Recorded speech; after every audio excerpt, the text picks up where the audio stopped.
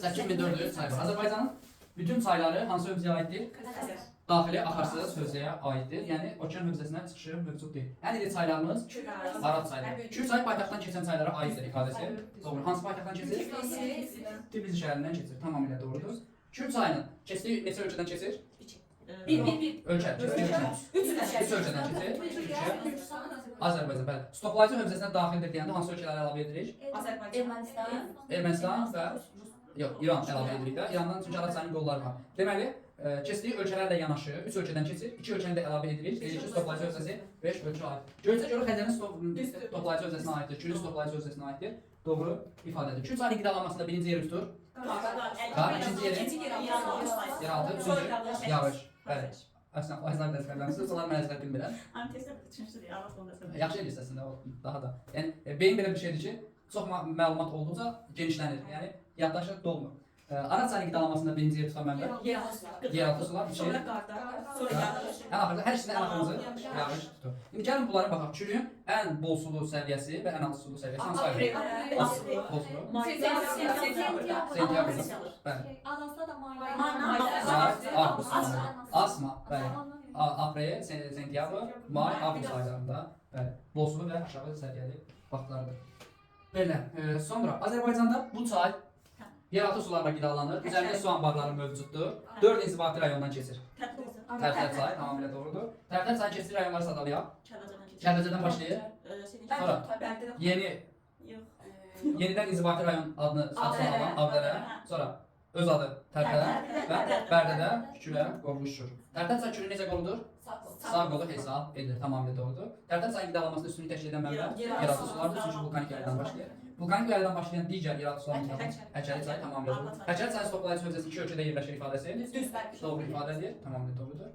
Sonra Həkəri çayı hövzəsində mülayim isti iqlimə rast gəlir. Doğru fikirdir. Pirsat çayı hövzəsində balıqsız vulkanlar yayılmışdır ifadəsi. Düzdür. Sonra Tərtər çayı hövzəsində şılaq konuslara rast gəlir ifadəsi. Vulkanik yayılmışdır. Tamamilə doğrudur.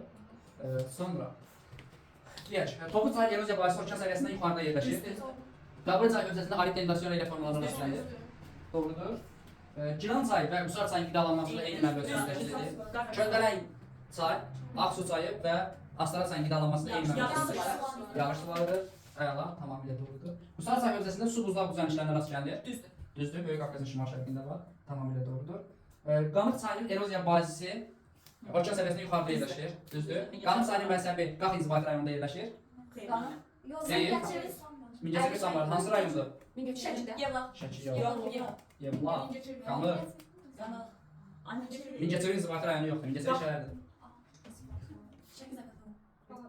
İnzibati rayon. Samukda yerləşir. Bu Samuqa düşür şu an. Samuk ərazisidir. Tamamilə doğrudur. Oxtu çayı qidalanmasında üstünlük təşkil edən mənbə? Oxtu çayı. Qarabağ tamamilə doğrudur. Talış dağlarından mənbəyini götürən bütün çaylar Xəzərdir. Tamamilə doğrudur. Düzdür. Talış dağlarından başlayan çayların mənbəyi Kiçik Qafqaz tektonik zonasına aiddir. Mənbəyi. Başladığı yer. Talış dağları Kiçik Qafqaz. Yaxşı, Kür hövzəsinə aid olan çaylardan buzlaqlarla qidalanan çaylar mövcuddur. Yəni Kür hövzəsinə buzlaqlarla qidalanan çaylar aiddir. Düzdür və Tikanlıydı. Tikanlı yeraltıdır. Yox. Bayaq dediniz də. Oxtu çayı. Oxtu çayı da Kür çayı hövzəsinə aiddir. Zeynəbadda su anbarı Kür çayının stoplayıcı hövzəsinə daxildir. Məcradan kənarlar bəli daxildir. Onlar çay məcrasında yox, əslində Samur Abşeron kanalıyla qidalanır. Tamamilə doğrudur. Həm yuxarı Şirvan, həm də yuxarı Qarabağ kanalının keçdiyi inzibati rayon. Hər iki kanalın keçdiyi inzibati rayon hansıdır sizcə? İnzibati rayon, diqqətli olun. Sualı başa düşmək çox lazımdır. Yevlax tamamilə doğrudur. Hər ikisi Mingəçevir su anbarından başladığına görə Yevlax. Mingəçevir su anbarının salınmasıyla hansı göllərin səviyyəsi aşağı düşmüşdür? Tamamilə doğrudur. Göllərin səviyyəsi okean səviyyəsindən aşağıda yerləşir. Daha doğrusu bu göllər Kür axmazlarıdır. Ona görə də Mingəçevir su anbarının salınmasıyla onların səviyyəsi aşağı düşür. Aznoğur gölü sahillərində hansı iqlim yayılmışdır? Qışı quraq keçən mülayim iqlim. Qışı mülayim keçən yarım zərrə sürücü. Bəli, burada diqqətli olun. Sayda da qışı quraq keçən. Aznoğura artı düşməz. Bəli. İndi biz də səhv yazmıyoruz deyə, bunu indidən deyirik. Azərbaycan Şəhəri hansı inzibati rayonda yerləşir? Şəki Qax. Qax və Şəki inzibati rayonlarında Respublikamız daxilində bütün iqlim tiplərinə rast gəlinir. Fikri doğrudur yoxsa yanlışdırsa? Bütün iqlim Yani tiplərinə. geçen mühendisliğim yok. Tip. Yoksa var. Düzdür. Mən xeyr. Düzdür. Mən Azərbaycanda neçə iqlim tipi yayılır? Ay, Dokuz. Yarım tipdir o. 4. 4 4 tipdir. dənə. Ha, yanlışlıkla olsaydı. Bəli, Şəkidə yarım səfər var, mülayim var, soyuq var, daxil var. Nə Tip ayrı, yarım tip ayrıdır. Onu gərək biz qarışdırmayaq.